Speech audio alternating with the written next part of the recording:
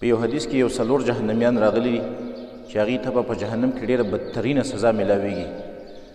د یو 4 ناکاره عملونو د وجې نه،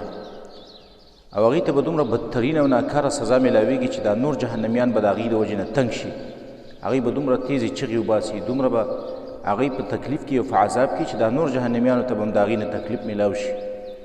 حدیث کې راځي 4 یؤذون اهل النار على ما بهم من الاذى. یو 4 کسان داسې دي چې هغه به نورو جهنمیانو له تکلیف ورکړي، سره د دې نه چې په جهنمیانو به د نورو جهنمیانو باندې خپله سزا مي، خو د دوی د وجې نه به هغوی په تکلیف کې شي.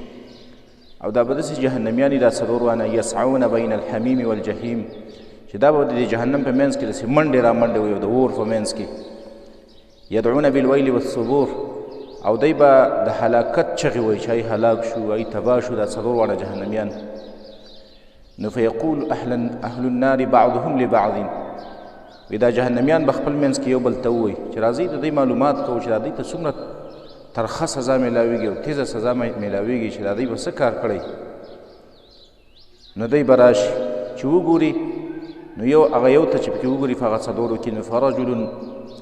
یو به هغه سړی چې هغه پسې به د اور په تابوت کې به پروت وي، د هغې دپاره به د یو سکروټې نه د یو اور نه یو تابوت جوړ شوی، او په هغه تابوت کې به دا دننه بند پروت وي. یعنې یو به دا په جهنم کې، او په دې جهنم کې به دننه د ده لپاره یو بل تابوت جوړ شوی د اور نه، په هغه تابوت کې به دا بند وي. او دویم سړي ته چې وګوري ورجل یجر امعاءه، د هغه دپاره به دومره سخته سزا وي چې هغه به د دې سختوالي د سزا د وجې نه دا کلمې به لاندې په دې خپو کې پرتې او راکاږي به ځان پسې. دریم ته چې وګوري ورجل یسیل فوه قیحا ودمه، د هغه د دې خولې نه به وینې او زوی رواني، دومره ترخه سزا به هغوی ته میلاویږي.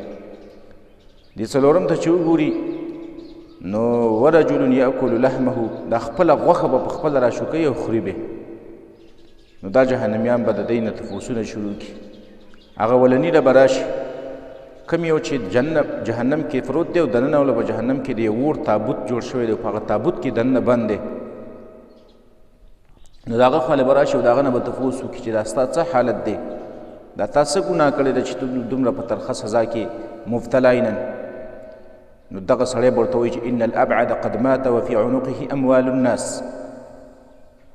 زه مړ ومه په داسې حالت کې چې زما په دې سټ کې د خلکو مالونه پراته وو، یعنې ما له مرګ په داسې حالت کې راغلی و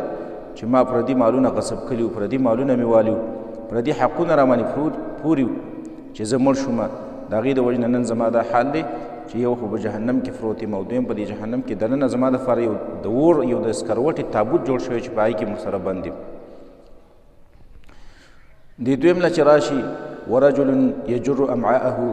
هغه دویم سړي له چې راشي چې هغه د خپلې کلمې راکاږي د سختوالي د عذاب د وجې نه، نو دا جهنمیان به د ده نه هم تفوس وکړي چې دا تا څه کار کړی و، دا ته څه په ګناه کې مبتلا وې. نو دا سړی به ورته ووایي یاره زما خو ګناه دا وه چې ما به د میتیازو نه ځان نه ساتو، میتیازې به مې په جامه باندې ولګېدلې او د هغې به بیا نه اینځل کول او نه به مې د ځان بچ کاوه د دې میتیازو نه. دریم له چې راشي هغه دریم به هغه سړی یسیل فوه قیحا ودمه، چې د دې خولې نه وینې زوی رواني، د هغه نه به تپوس وکړي چې یاره ستا څه ګناه وه چې تا ته نن دومره سخته سزا میلاویږي چې د خولې نه دې وینې او زوی روانې دي. نو دا به ورته وایي زه چې ومه ما به هره پلیته او بېکاره خبرې ته کتل او د هغې نه به مې خوند اخیسته، یعنې دنیا کې به چې کله یو خراب مجلس و، یو غلط مجلس و، غلط یو فحش خبرې به پکې کېدلې، زه به پکې ناست وم او هغه مجلس نه به ما مزه اخیستله، هغه خبرو نه به ما مزه اخیستله، غلطې خبرې، فحش خبرې، د زنا او د ګناه او د فسق و فجور خبرې، د دې نه به ما خوندونه اخیستل. نن مې دا حال دی چې د خولې نه مې وینې او زوی روانې دي. 4م له چې راشي هغه 4م به هغه سړی یاکل لحمه، چې خپله باندې به خپله غوښه خوري. نو دا جهنمیان به د ده نه تپوس وکړي چې ستا څه حال و چې نن ته هم په بدرنګه سزا کې مبتلا یې. نو دا به ووایي یاره په دنیا کې زما دا کار و چې یو خو مې غیبتونه کول، مسلمانانو غیبتونه، مجلس کې به ناست ومه پردی سپکه به مې بیانوله، او دویم دا چې د خلکو په منځ کې به مې چغلي کوله، چغلمار ومه. تللم به د یو سړي خبره به مې بل وړه او د بل نه مې بل وړه، خلک به مې په منځ کې په لانجو په جنګونو باندې ورکول. نو دا 4 کسان د دې 4 سختو ګناهونو د وجې نه به په دې سخته سزا